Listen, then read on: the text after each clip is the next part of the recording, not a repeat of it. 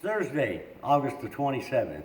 Lake level's right at 916, which is about a foot below normal summer pool. Water temperature, anywhere from 82 to 87 degrees, depends where you go. And there hadn't been much current. I think I mentioned that last week. Seems like most of the generation they're doing is in the middle of the night. And that seems to make quite a bit of difference on my bottom bite.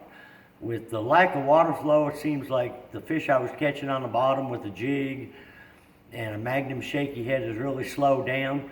But there seems like a lot more of the fish are up suspended. And we've had several overcast days the last 3 days or so. And the topwater bites have really been good, but you just don't know where you're going to run into them. You know, I've still been catching some on a whopper plopper throughout the day, some on a square bill. So I'll kind of get into the whopper plopper. When I'm catching, when I get into schooling fish, it seems like they don't want any part of the whopper plopper. The couple baits that have been working the best is like a Strike King Splash It or a Yellow Magic. It seems like they want a walking bait or a bait that's popping and making a lot of noise but not moving very fast.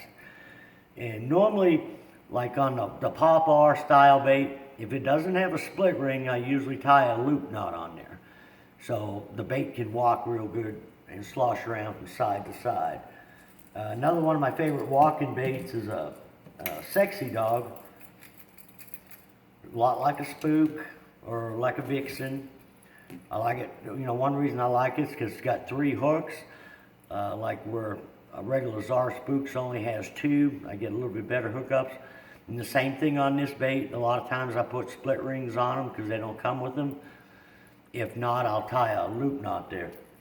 And you know, you can throw a lot of different colors, but I usually tie a white one on in April and I leave it on till November, December. But I'm pretty simple with a lot of my colors. If I will mix it up when I've got someone else in the boat, and if one color topwater bait seems to be working better than the next, you know, we'll try it. But a lot of these fish that have been schooling are coming up over deep water. And it seems like when they're not schooling, they're only going down about 10 or 15 foot. I've tried different styles of swim baits to catch them when they go back down. I can catch a few casts at a drop shot, but what's been working the best for me is spoons. And it just depends on the mood of the fish.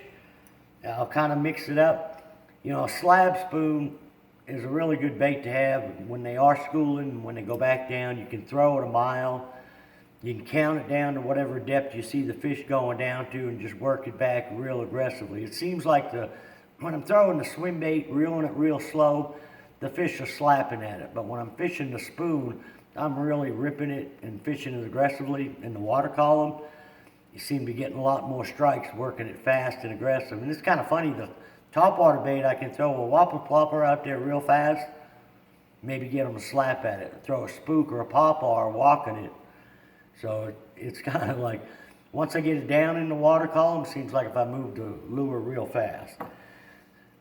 2 other spoons I like to throw is, this is the one that James Watson designed.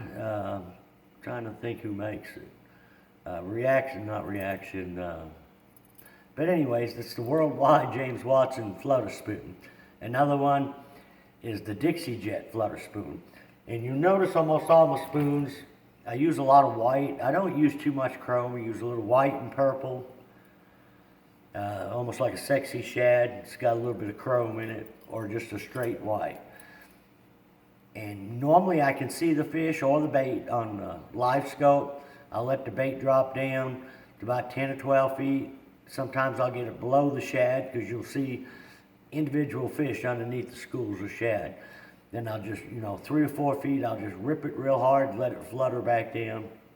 If the fish aren't real deep, a lot of times the flutter spoon, a little bit better presentation because it falls slower, where the slab spoon just drops down there real quick. Now, it's also working around a lot of the deeper docks. There's been a spoon bite.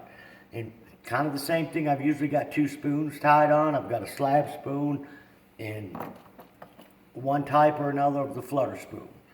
If the fish are up higher in the water column, I'm talking like, when I pitch into a dock or along the side of it, if I get bit before the bait gets down to about 10 feet or so, I'll usually go to a flutter spoon. Seems like that works a little bit better.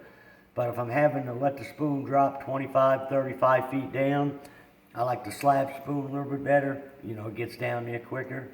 And normally you want to key on these docks that you got anywhere from 30 to 50 foot of water out on the front of them. And I usually try to stay on the shaded side of the dock.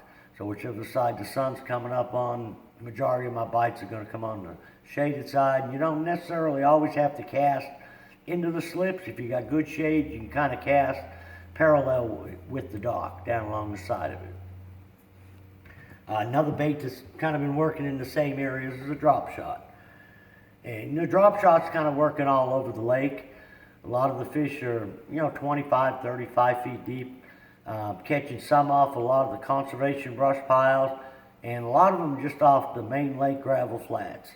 And, a lot of times when you're out there drop shotting on them gravel flats, especially when you got some cloud cover, if the bait is present, you'll see some fish come up and start busting as well. So I like to have that spoon or topwater bait, handy so I can throw that at them. Now, as far as my shallow bite, I'm still getting, a pretty decent square bill and whopper plopper bite, but you got to cover a lot of water.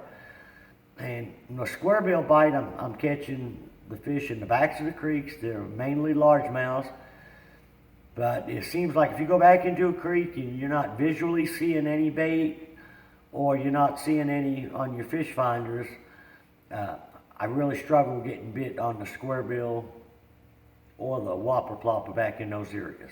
The whopper plopper bite for me is working best on the main lake or just off of it. Seems like they're on little pockets and little points just inside the guts or the cuts. If I go too far back into creeks, it doesn't seem like I can get bit, but they seem like they're pretty much on the main lake. And they'll bite it, early, but they'll also, bite it all the way up into the day. Some of my better fish are coming when there's not a cloud in the sky, but, you got to have confidence in it to take and throw it in those conditions. Wind is definitely helping. If it's dead slick, catch a few on it early, but once that sun gets up, seems like I need, a little bit of ripple on the water. Looks like we're going to get some part of that tropical storm is going to come up this way, so it's hard telling how much rain we're going to get. But we should have, several overcast days, and to me, it's kind of starting to get into typical September fishing. The thermocline's not set up real good. The fish are really scattered. I think if they'll move some water, the bottom bite will get a little bit better, but right now it seems like the suspended bite is working pretty much the most consistent for me. And like I say, a lot of it's in the creeks, some of it's on the main lake points. I don't necessarily have to be in deep water, but I got to be, if I'm fishing along flat gravel point, I like a channel to one side or the other. Seems like there's got to be deep water close. So when you're out there fishing, really pay a lot of attention to where the bait fish are and try to fish around them, underneath them, especially with those spoons and the topwater baits. So till next week, good luck, good fishing.